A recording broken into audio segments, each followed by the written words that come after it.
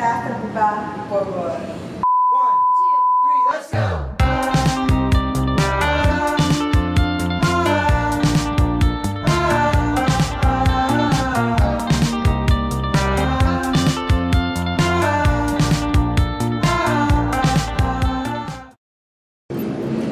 Video kali ini Anda akan mendapatkan beragam informasi seputar Universitas Terbuka, mulai dari registrasi, orientasi studi mahasiswa baru atau OSMB, pelatihan keterampilan belajar jarak jauh atau PKBJJ, tutorial, diskon seni, ujian akhir semester atau UAS, hingga wisuda. Sebelum Anda melihat video ini lebih jauh, ada beberapa hal yang dipersiapkan. Salah satunya adalah alat tulis. Siapkan alat tulis terlebih dahulu guna mencatat beberapa informasi penting yang menurut Anda perlu dicatat. Sudah? Jika sudah, mari kita simak video 1 tentang registrasi.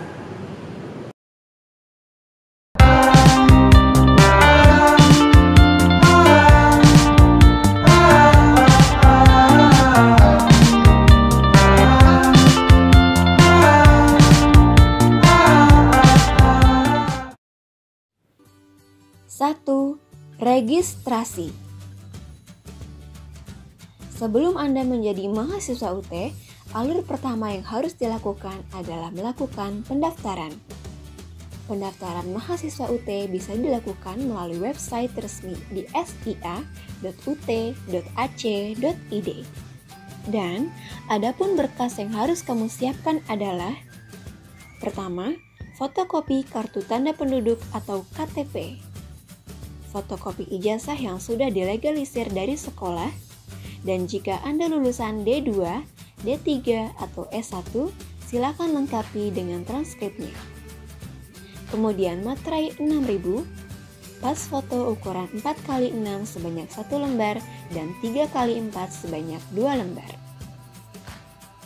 Setelah itu, Anda bisa mengisi formulir data pribadi atau F1E dan formulir pas foto dan tanda tangan, formulir tidak pindah SIPAS khusus untuk mahasiswa yang mengambil pilihan SIPAS, dan formulir keabsahan dokumen yang ditandatangani di atas materai 6000. Nah, jika Anda memperhatikan dengan seksama, maka ada sebuah pertanyaan. Apa itu SIPAS? Tenang, semuanya akan kami jelaskan. Jadi, secara garis, sistem pelayanan di UT ada 2 jenis layanan, yaitu sistem paket semester atau biasa disebut SIPAS, dan yang kedua adalah non-SIPAS atau sistem non-paket semester. Perbedaannya adalah, untuk mata kuliahnya, SIPAS sudah kami tentukan sesuai dengan katalog kurikulum yang dirancang oleh dosen-dosen ahli dari fakultas agar mahasiswa dapat mengikuti pelajaran dengan cara yang terbaik. Sedangkan non-SIPAS, Anda bisa memilih mata kuliah sesuai dengan kurikulum yang Anda punya. Dan dari segi biaya kuliah, SIPAS biasanya flat dari semester 1 sampai semester 8. Uang kuliah yang dibayarkan sama, mulai 1,3 juta per semester sampai dengan 3,3 juta per semester sudah termasuk buku. Sedangkan non-SIPAS, uang perkuliahan dibayarkan sesuai dengan SKS yang diambil dengan batasan maksimal sebanyak 24 SKS. Lalu ditambah dengan biaya buku. Jadi, lebih murah mana? SIPAS atau non-SIPAS? Jika Anda mengambil non-SIPAS, itu tergantung, bisa lebih mahal atau bisa juga lebih murah. Itu karena biaya ditentukan dari banyaknya Anda mengambil SKS tiap semester dan harga buku dari setiap mata kuliah. Setelah itu, dari sudut pandang masa studi, SIPAS sudah dirancang agar bisa lulus tepat waktu, yaitu 4 tahun. Sedangkan non-SIPAS Lagi-lagi, itu semua ditentukan oleh Anda. Jika Anda mengambil SKS maksimal setiap semester, yaitu sebanyak 24 SKS, tentunya Anda bisa lebih cepat lulus, atau sebaliknya. Dan yang perlu dicatat mengenai masa studi tersebut adalah nilai Anda. Nilai Anda harus mencukupi dan berada di atas minimal IPK, yaitu 2,0, dan tidak ada mata kuliah yang mengulang. Nah, sampai di sini sudah ada bayangan kan? Yuk silakan Anda isi formulirnya di sia.ut.ac.id. Pastikan pilih SIPAS atau non-SIPAS sesuai kebutuhan Anda ya.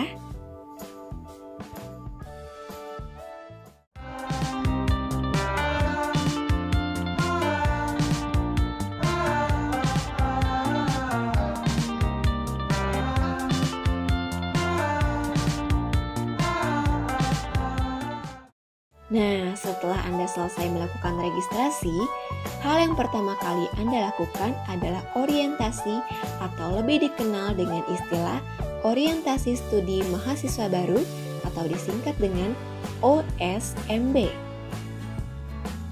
OSMB merupakan kegiatan pengenalan mengenai proses belajar di perguruan tinggi, khusus di UT yang menerapkan sistem belajar jarak jauh. Maka OSMB di UT ditekankan pada proses belajar mandiri.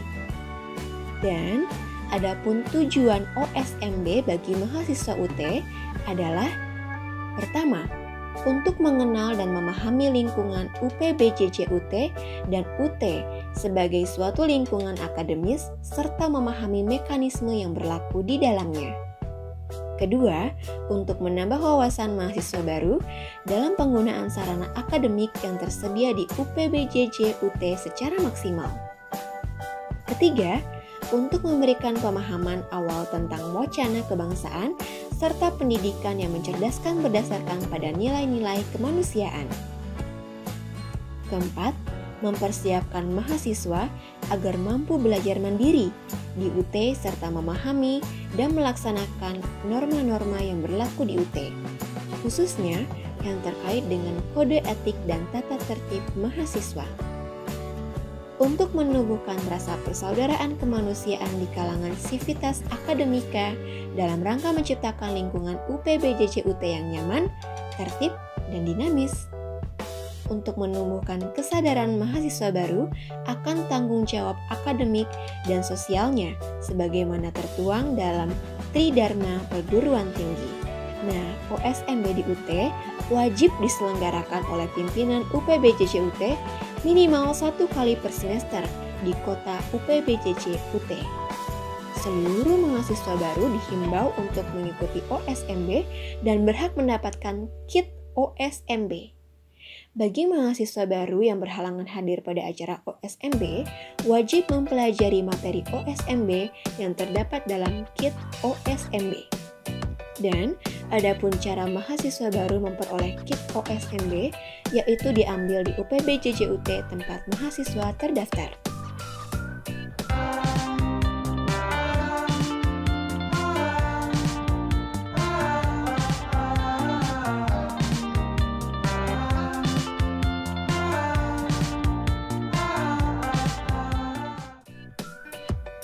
Tiga, PKBJJ. Nah, OSMB kan sudah. Anda pasti bingung kan soal perkuliahan? Tenang, Anda akan kami berikan pelatihan keterampilan belajar jarak jauh atau biasa disingkat dengan PKBJJ. Berikut adalah 5 hal kenapa sih mahasiswa baru harus ikut kegiatan PKBJJ. Pertama, ketinggalan OSMB. Ini solusinya. Bagi teman-teman yang ketinggalan melaksanakan kegiatan orientasi studi mahasiswa baru atau OSMB, kegiatan PKBJJ ini menjadi alternatif bagi kalian untuk memahami kampus universitas terbuka yang tercinta. Kedua, pandai mengatur waktu dengan PKBJJ. Mengelola waktu dengan baik adalah hal yang perlu dikuasai oleh setiap mahasiswa UT. Padatnya jam kerja bukan lagi halangan jika mahasiswa ikut kegiatan PKBJJ. Semua kegiatan benar-benar kami petakan sedetail mungkin. Bahkan, kami pun akan mengajarkan bagaimana mahasiswa sempat membaca modul padahal sedang ada di acara kondangan. Sehingga setiap waktu Anda akan terencana dengan sempurna.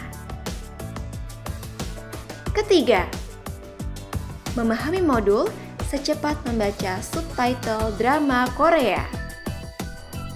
Modul yang menggunung kini bukan lagi masalah bagi mahasiswa UT. PKBJJ akan mengajari rekan-rekan mahasiswa agar bisa memahami modul secepat kilat. Kami akan mengajari mahasiswa bagaimana trik membaca cepat, bagaimana membuat peta konsep dan peta pikiran semudah membalikan telapak tangan.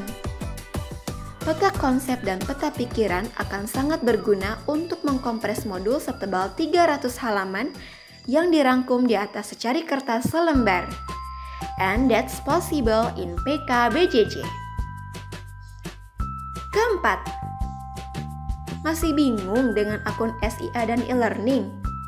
Ayo gabung PKBJJ. Sebagai mahasiswa aktif di universitas terbuka, kelihayan memanfaatkan berbagai jenis aplikasi tentunya wajib dilatih loh. Terutama aplikasi yang rutin digunakan di setiap semester, seperti akun Sistem Informasi Akademik atau sia.ut.ac.id dan tutorial online di elearning.ut.ac.id. Kelima, IPK di atas 3,5 bukan hanya impian. Dengan segudang trik yang aplikatif dan sangat mudah diterapkan dalam perkembangan akademik tiap mahasiswa, IPK cum laude bukan hanya angan-angan. Dengan segala macam life hack yang diajarkan di PKBJJ, mulai dari perencanaan kegiatan belajar, membuat peta pikiran, semua itu dipadu dengan kelihayan menggunakan fasilitas UT online. Kuliah di UT semakin seru dan menyenangkan ya.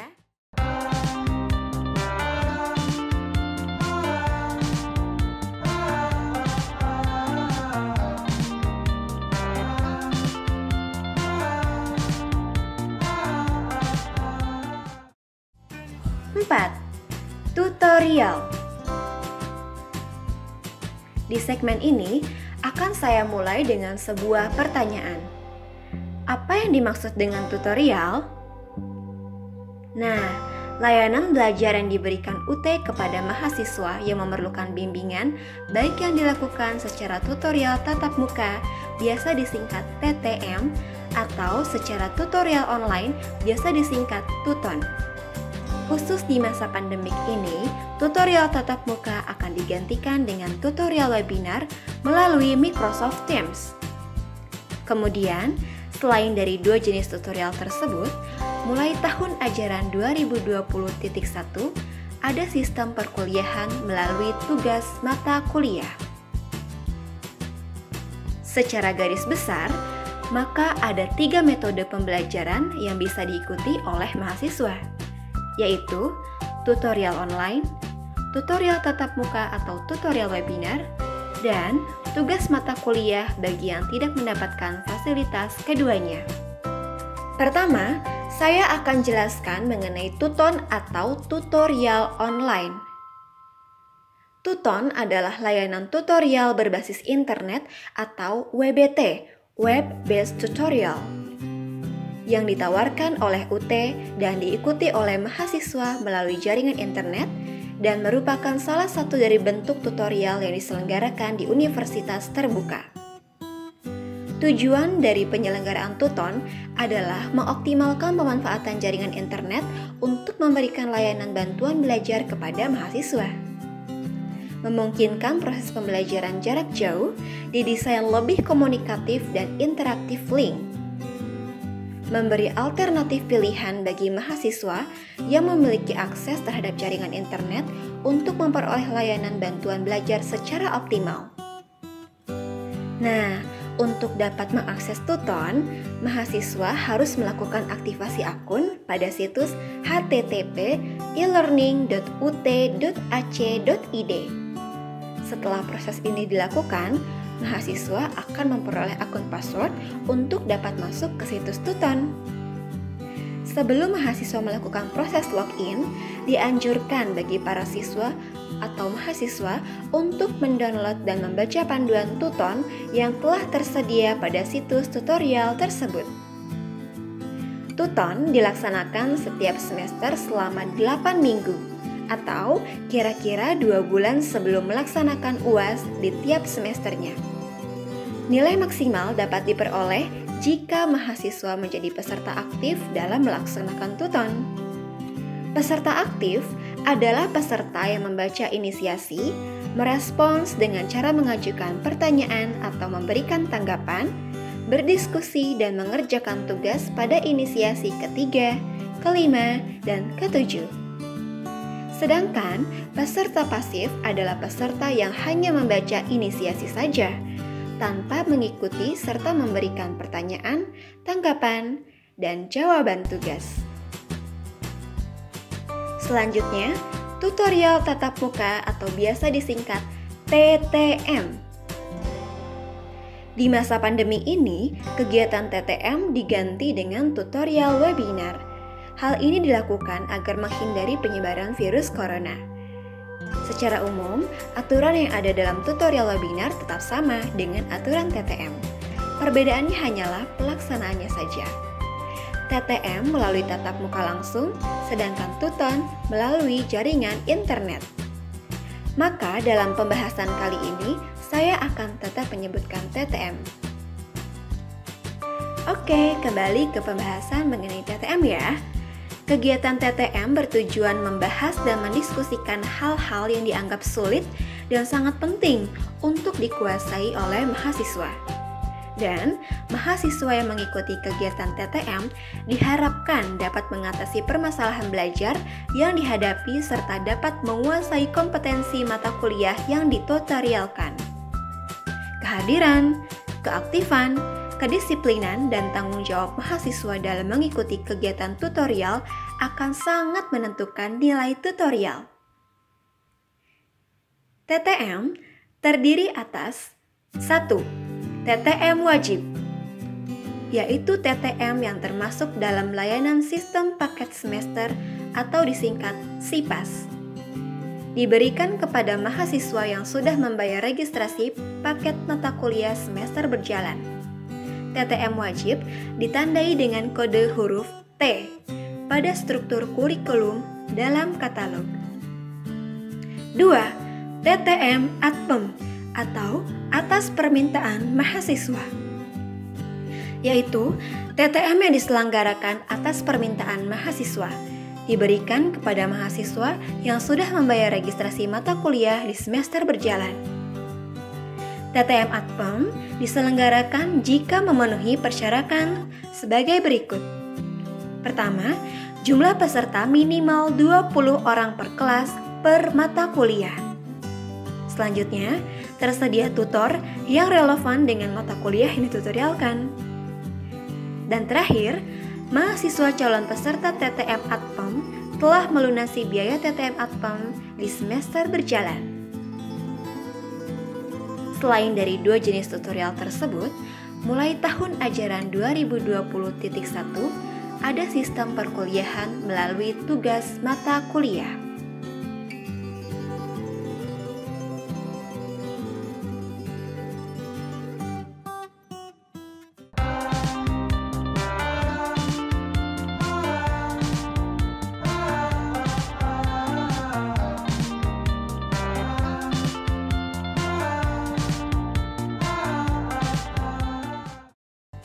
For your information nih guys, UT juga ngadain berbagai macam lomba yang seru loh. Universitas Terbuka juga terus berupaya secara berkesinambungan untuk menghasilkan lulusan yang tidak hanya mampu menghasilkan karya inovasi di bidang pendidikan melalui kegiatan akademiknya saja, tetapi juga kreativitas untuk mengembangkan soft skills melalui kegiatan kemahasiswaan agar menjadi lulusan yang mandiri, berjiwa sosial, bekerja keras, mampu bekerja sama, beretika, dan berkarakter. Di dalam era industri jilid 4, dibutuhkan lulusan yang memiliki hard skill dan soft skills yang seimbang loh, serta memiliki kemampuan berbahasa asing yang memadai. Di Universitas Terbuka, saat ini terus berupaya menciptakan tradisi untuk memberikan apresiasi bagi mahasiswa yang mampu melakukan keduanya secara profesional. Nah, acara Dispersani ini bisa jadi kesempatan nih buat rekan-rekan mahasiswa untuk unjuk bakatnya dan bisa show off kemampuan kamu. Berbagai macam lomba kami selenggarakan untuk memacu semangat berkompetisi mahasiswa. Mulai dari seni tarik suara sampai ke e-sport seperti Mobile Legends. Wow, menarik ya. Gimana nih, asyik kan rekan-rekan semua? Yuk kita jadi mahasiswa UT biar kita bisa mabar bareng.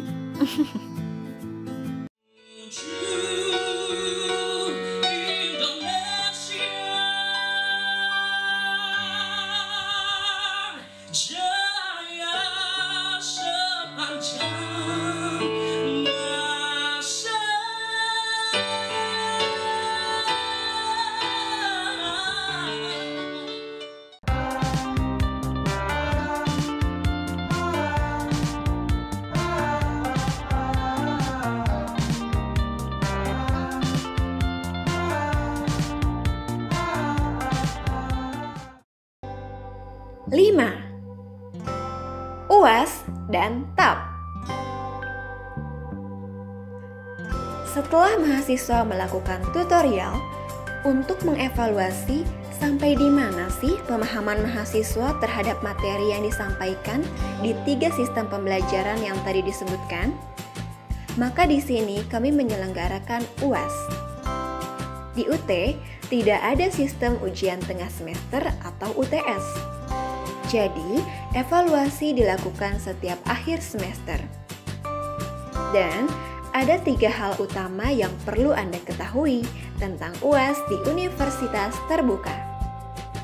Pertama, UAS atau ujian akhir semester adalah penilaian pencapaian kompetensi atau hasil belajar mahasiswa dalam suatu mata kuliah. Kedua, soal UAS berbentuk pilihan ganda, tes objektif, atau esai. Ketiga, materi UAS bersumber dari konsep-konsep penting seluruh modul atau BMP mata kuliah. Selain itu, UAS di UT juga spesial nih, karena mahasiswa bisa melakukan ujian dimanapun mereka berada, baik di dalam negeri ataupun di luar negeri. Dan khusus di dalam negeri, mahasiswa bisa menentukan sendiri loh lokasi ujian mereka di tempat terdekat dengan domisili mereka tinggal. Dari Sabang sampai Merauke, dari Pulau Roti sampai Pulau W. Caranya mudah. Lokasi ujian bisa Anda pilih saat melakukan registrasi mata kuliah. Kemudian, pastikan ya lokasi ujian Anda dengan mendatangi UPBJC UT terdekat dengan domisili Anda seminggu sebelum pelaksanaan ujian. Gimana? Mudah kan? Nah, lagi-lagi saat pandemik seperti ini, UAS digantikan dengan take home exam atau ujian yang dilakukan di rumah masing-masing mahasiswa. Selanjutnya, TAP. TAP atau TAP bertujuan untuk mengukur kemampuan mahasiswa secara komprehensif dalam suatu bidang ilmu pada program studi jenjang D4 dan S1. Materi TAP atau tugas akhir program mencakup materi mata kuliah pendukung TAP dari setiap program studi. Dan TAP biasanya disandingkan dengan pembuatan karya ilmiah. Karya ilmiah sendiri adalah artikel ilmiah yang ditulis oleh mahasiswa dengan batas minimal 7 halaman dan maksimal 12 halaman. Khusus untuk FKIP, TAP tidak disandingkan dengan karya ilmiah, melainkan dengan mata kuliah PKP.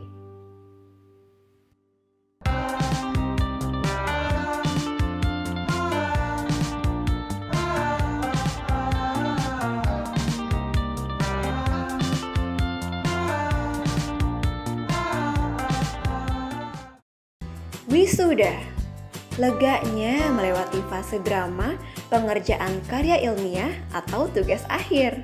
Nah, momen wisuda memang telah menjadi momen yang ditunggu-tunggu ya oleh semua mahasiswa di mana saja. Wisuda sendiri sebenarnya merupakan suatu proses pelantikan kelulusan mahasiswa yang telah menempuh masa belajar pada suatu universitas. Namun, seiring berjalannya waktu, kini wisuda bukan hanya menjadi proses pelantikan kelulusan mahasiswa saja loh, melainkan menjadi suatu momen yang sakral bagi mahasiswa beserta keluarganya. Dan layaknya kampus-kampus lainnya, universitas terbuka juga menyelenggarakan wisuda lebih dari 1 kali dalam 1 tahun. Dan kamu pun bisa loh mendaftarkan diri di jadwal terdekat apabila kamu sudah memenuhi seluruh syarat yang diminta oleh pihak UT. Namun, khusus di tahun ini, wisuda diselenggarakan secara online. Eits, enggak usah khawatir. Ijazah bisa kamu ambil di UPBJJ tempat kamu terdaftar.